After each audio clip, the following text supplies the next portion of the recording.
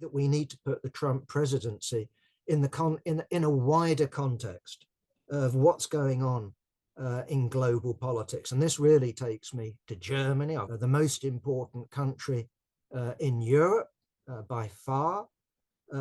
We've got elections coming up. We've had the controversy. Do find it a bit tiresome myself. It's just a me talking. The Elon Musk, was it a Hitler salute? Was it a Mussolini salute? I've seen all sorts of expert opinion. I don't really care.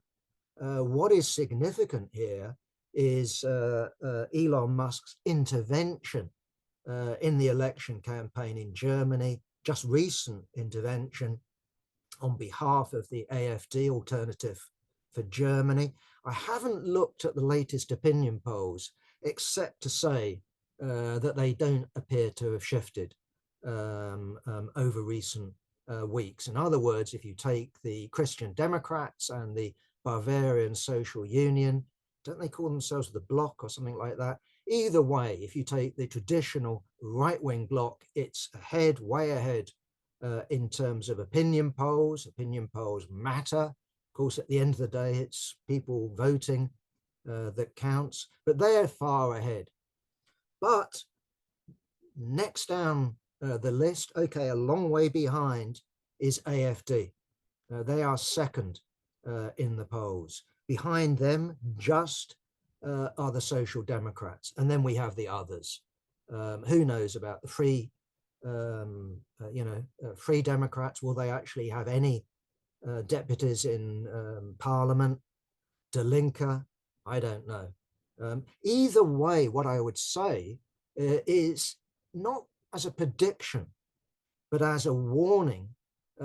We can do well just to look next door to Germany, to Austria, of where the Freedom Party has gone from being a party of coalition, a junior partner in terms of coalition government. Remember, this is a similar party in broad terms to AfD. It has individuals with links, in the SS, and this person said that about the Third Reich and all the rest of it. But this was a party that they said that there would be a firewall barring it from government. Well, when the arithmetic didn't work out, the Freedom Party came in as a junior coalition partner. Well, what happened in terms of the last elections in Austria is the Freedom Party emerged as the largest party. And we had negotiations between the Christian Democrats and the Social Democrats, the Conservatives and the so-called socialists. Couldn't come to a deal. And therefore, we've had the Freedom Party become the potential main coalition partner. Well, that doesn't look like it will happen in Germany. But the idea that AfD couldn't become the junior partner, I think would be very foolish to discount. And I think would also be very foolish looking at Germany's situation at the moment, not just because of migrants, but also because of Trump, also because of a much more aggressive much more aggressive United States. I think it would be very foolish to imagine that AfD not only could become a coalition partner, a junior coalition partner, if the arithmetic didn't work out for some, was it red, blue, traffic light, whatever coalition that normally happens, or the Greens, yeah, that's right, coalition, that sort of coalition. The point I'm making is that we'd be very foolish to write off the possibility of AfD becoming the biggest party. Why? Because Germany faces Germany's historic problem, and that is in the context of its industry, it needs a market. It needs a near abroad to it. It needs Europe with free trade. It needs a German empire, in other words. This is the nature of capitalism. So if we look elsewhere in the world, We've got Russia, right-wing government, India, right-wing government, Hungary, obviously, right-wing government, Turkey, right-wing government. You can carry on down the list. The difference is with the United States, of course, it's the global hegemon. And where India, the Modi government, can impose very unpleasant conditions on, for example, the huge Muslim population in India. I think it's got the biggest Muslim population, isn't it? Either in the world or outside Pakistan. Either way, they are being treated as second-class citizens. The difference is that in the United States, of course, Trump is ordering the deportation of migrants. He's cancelled citizenship rights for people born of migrants in the United States. He's threatening all sorts of oppressive measures against trans people, against women, you name it. This flood of presidential announcements has come forth. The main difference is the United States can operate on a global level. And that's why we should take everything that Trump says seriously and not fall for the temptation of dismissing him as mad, crazy. Far from it. This is the world that we're going into. This is the world that we are going to inhabit. And if we look at this week's Weekly Worker, we've got an article, I think it's a good article, by our comrade Ford, and he quotes actuaries who are people not normally prone to excitement. These are people in the insurance and reinsurance business who are increasingly being employed by governments to say what's the future hold. And they seriously, are talking about, I think you have to say a 50%, this is the worst case scenario, I admit, but a 50% drop in global GDP. That's a civilizational collapse. Now, when this report was initially carried or reported on, written up in The Guardian, they made a mistake, and they said that this body of actuaries is predicting a 50% fall in GDP growth by 2070, and they had to correct it. No, it's not 50% fall in economic growth. It's talking about a 50% drop in economic activity. That is the world. I mean, I won't be living in it, but that's the world that we'll be going towards. And in that context, I just thought there was a worthwhile article, a peculiar article that caught my attention. In of all papers, the Daily Mail. And I don't know, partially this is a sort of prurient article, but in half it's a serious article. And this is about the Davos conference. What is it, 3,000 delegates going up, meeting together in Switzerland.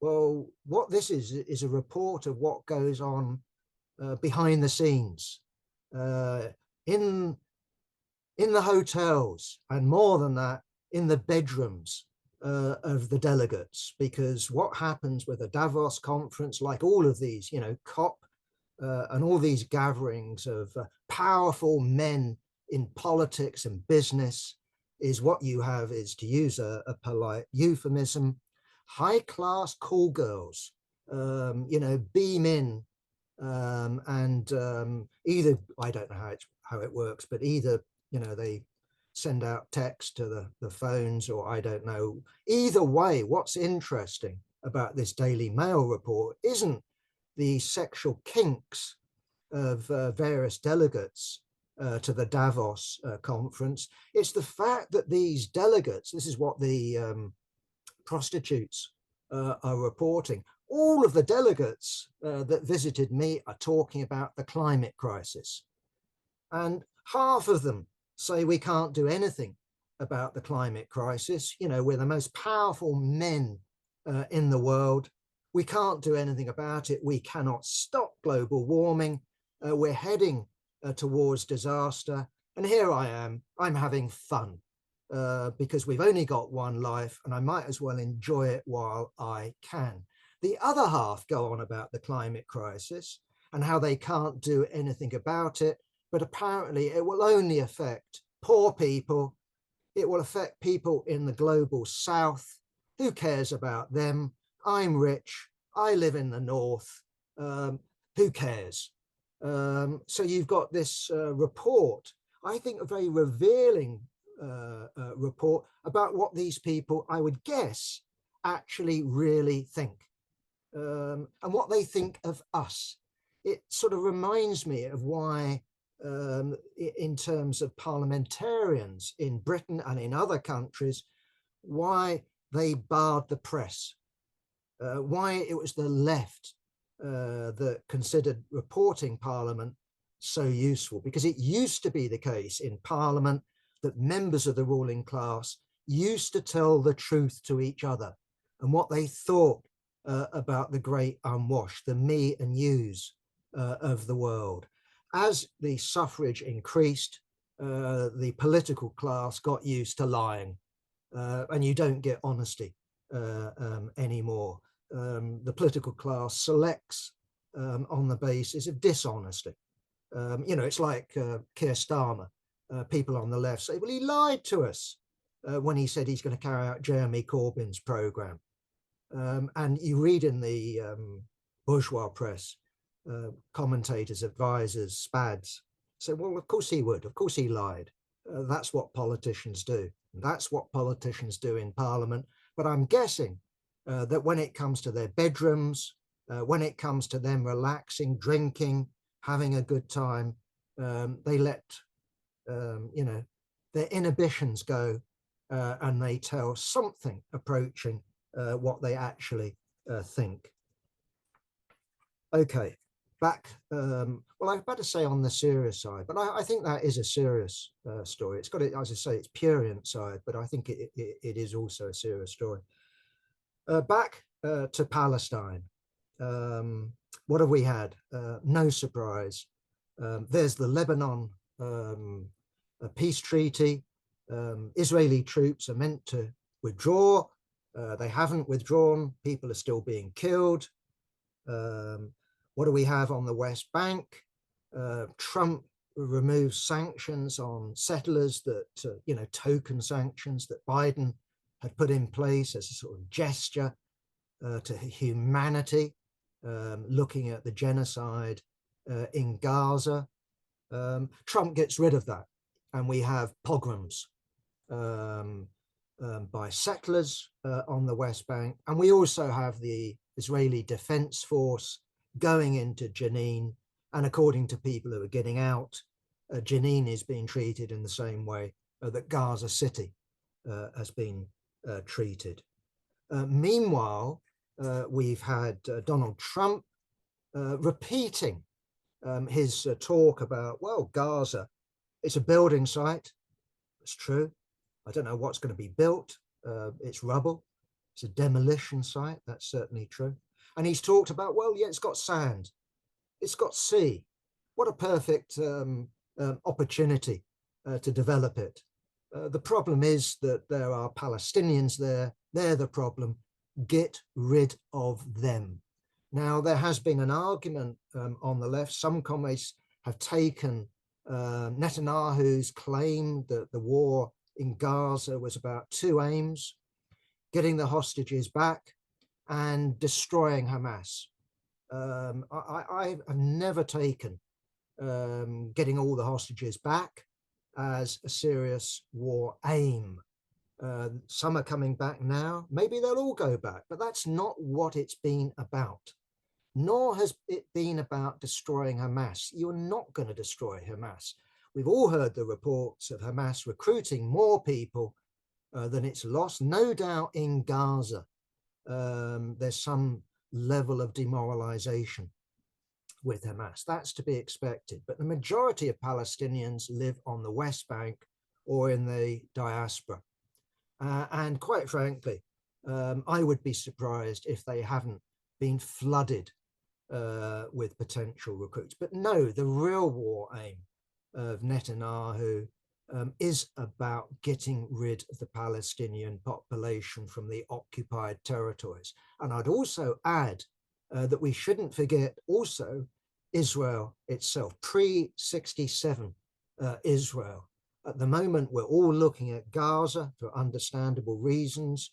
We're looking at the West Bank. We shouldn't forget Israel itself. Either way, it seems to me at least that Israel, once this present phase is over, Israel basically is being given permission either to dump people, or there is going to be some Trump brokered deal with Jordan and Egypt accepting Gulf money, Saudi money, maybe American money, I doubt it, for accepting huge numbers of Palestinians who will be forcibly expelled, first of all, from that great real estate opportunity called Gaza, but also, let's not forget, the West Bank either.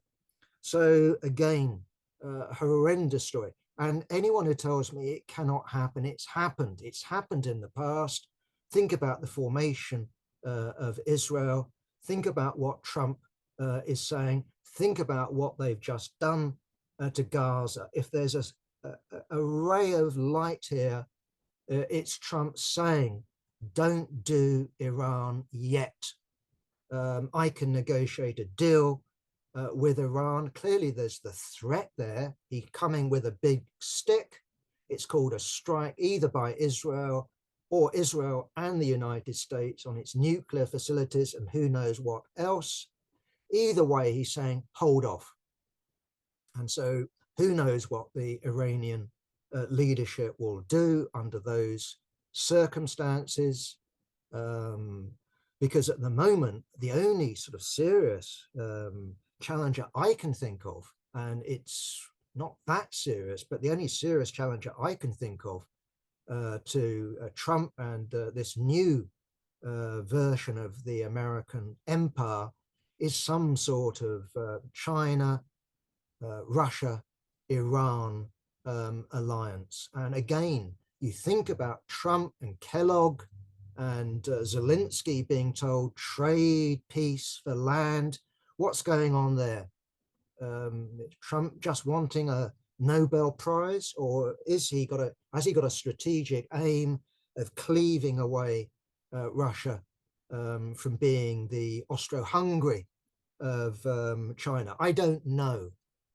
Either way, the fact of the matter is that China is still very vulnerable to the United States. It's true that the United States cannot just do anything either way.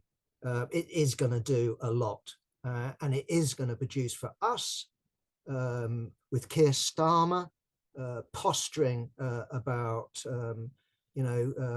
relations with the EU, signing a 100-year deal with Ukraine. I can see Britain and the Labour government very easily having to eat the poison of humiliation at the hands of Donald Trump. And again, thinking about the longer term, Trump, British politics, we've got a far-right Tory party, we've got reform, but there's also talk, I take it seriously, of Donald's mate, Nigel Farage, doing a non-aggression pact with the Tories. Imagine the next general election. I don't know what the arithmetic is, but imagine instead of having a handful of reform MPs as a result of this pact, this non-aggression pact with the Tories, you ended up as 50 reform MPs. That would make a potential coalition partner, a serious coalition partner, not just a bolt-on, but we demand ministers sort of coalition partner. So this is the world that I fear that we are going towards. And I don't have any faith, and I think the left that does look to this China, Russia, Iran bloc, or the BRICS I think that this is delusional. I have no, how should I put it, faith in their socially progressive program. This is a rival bloc to the United States. We need to look to the working class and the working class movement emerging as a global power in its own right, as opposed to either tailing Russia, China, Iran, or tailing the US Democrats or the British bourgeois Labour Party. So it's the working class that we look to for an answer. Ian asks about tariffs and recession. My answer is look at the financial pages. And the expectation is that people like Musk, these plutocrats, they are in for a killing, not because of corruption, but because America is expected to have a boom.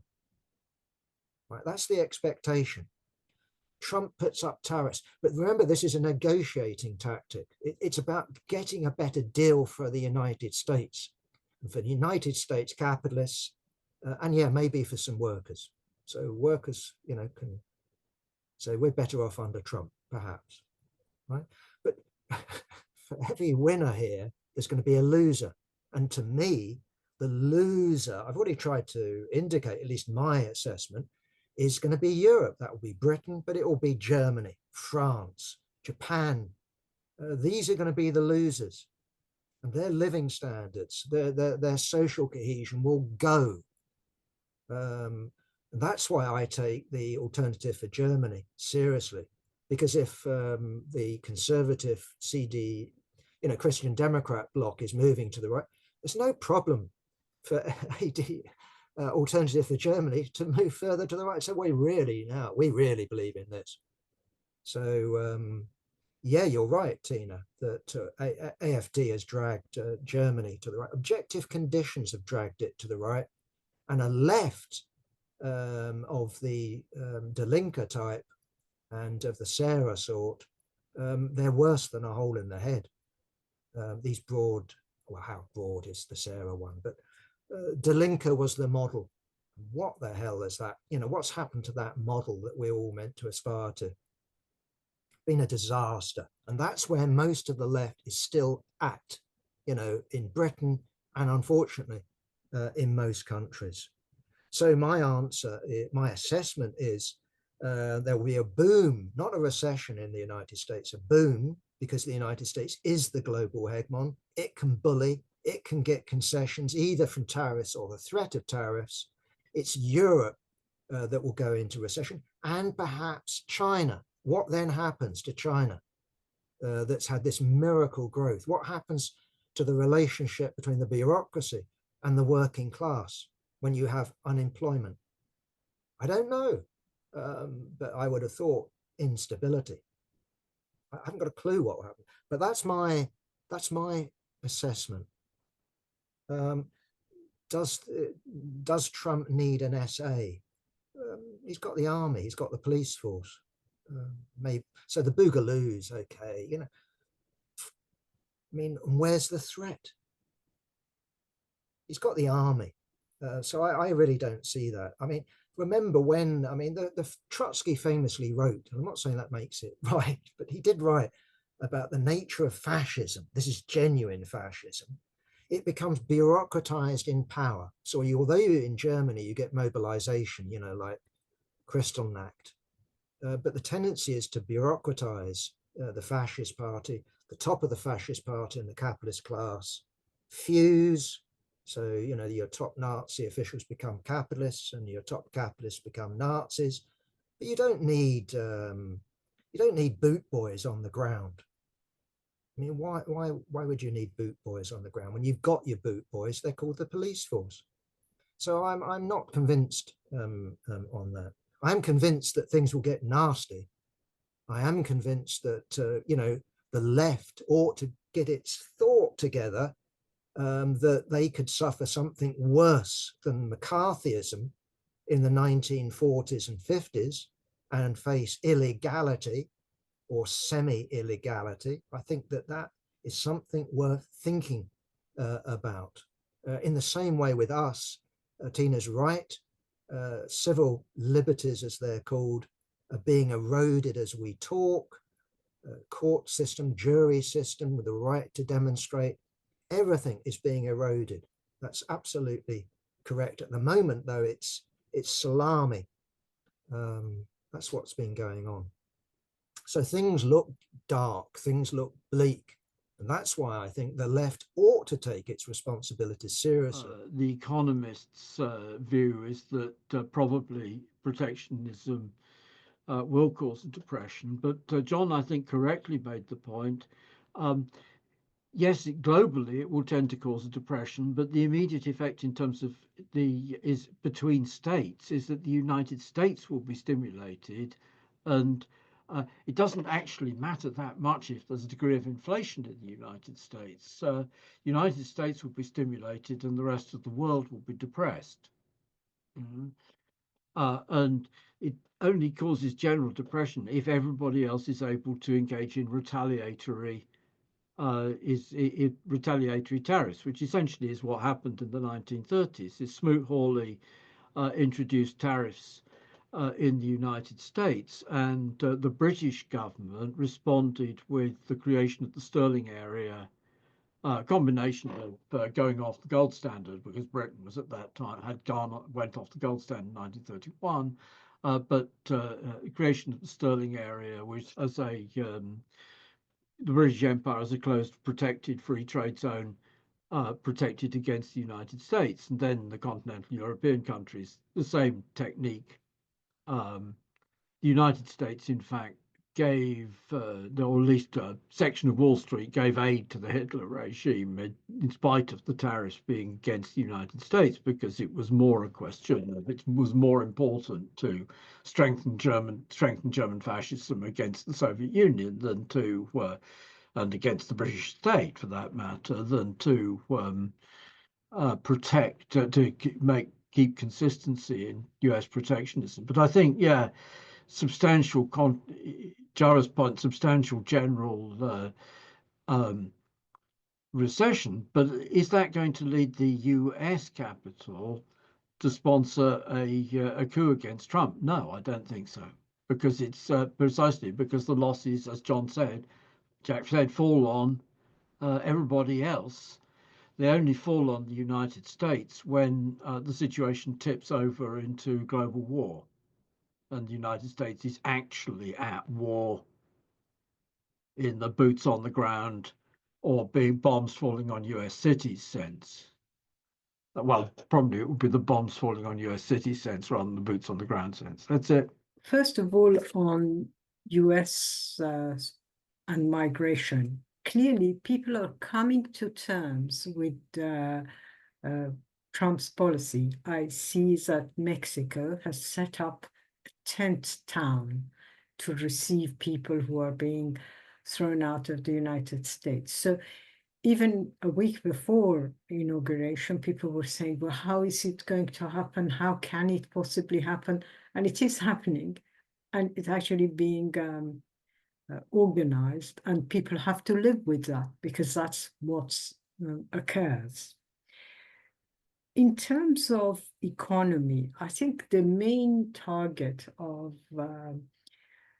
Trump's policies are against China. Alex Kalinikos quotes Financial Times by saying that China has many ways of overcoming this. China is exposed to a lot of other countries. It can go and replace US markets with other nations. Again, I haven't read the actual Financial Times article. I've only read Alex Kalinikos's take on it. I think it's debatable if that's possible, because many of these other countries will be facing the kind of depression we're talking about. But also, many of these countries' dealings with China are in a very strange way, in that it's credit. China gives unbelievable credit to global South countries on the basis that eventually it will get the money. But if you're building an economy based on that and you've lost some of your main partners, this is going to be very difficult. But also, if you consider the companies, US companies, that build their items in China, it's not just a question of China selling to the United States. China is an economic partner of the United States. And in this economic partnership, there is also the question of, for example, some of these internet giants that were at the inauguration being forced not to produce in China. Yes, he's saying these will be produced in US. Okay, US hourly workers rate might make it impossible for these people to go there. But he has other choices. They can be made in Taiwan, they can be made in Africa, they can be made in other countries. So cheap labor is available in Global South. And in this way, I don't think it's as simple as Trump not having many choices. Jeffrey Sachs, an economist at Columbia, who also advised various US presidents, is telling China, he's now very anti-Trump, he was advisor to many US presidents that might have been even worse than Trump, but now he's obviously on the side of the peoples of the South. He's telling China, the pressure on you will be, given these economic situations, to devalue your currency. And his advice is, don't devalue your currency, rely on economic trade with Africa, with other countries. Again, I really can't see this working, because how can China replace a major a powerful economic partner with countries whose own economy are bankrupt, right? And they will face sanctions, they will face other issues as well. So I don't think any of these solutions work. As in the case of Ukraine that Jack referred to, there are people who are saying, look, his policies on Iran are not clear. And here again, I would question this assertion about it, because in some ways, in exactly the same ways that his policies on Gaza turned out not to be what people thought even a week ago, I think his policies on Iran are more complicated than people give credit. So my own understanding, and maybe I'm mistaken, but my own understanding is he forced Netanyahu, as Moshe rightly pointed out, to accept a peace. But what did he tell Netanyahu as his presence in exchange for this peace deal that he signed? He clearly told him, you have a free hand in the West Bank. Go and kill as many people as you want. Settlers there'll be no sanctions on settlers. You can wipe out the West Bank. You can arrest as many people as you release for Gaza.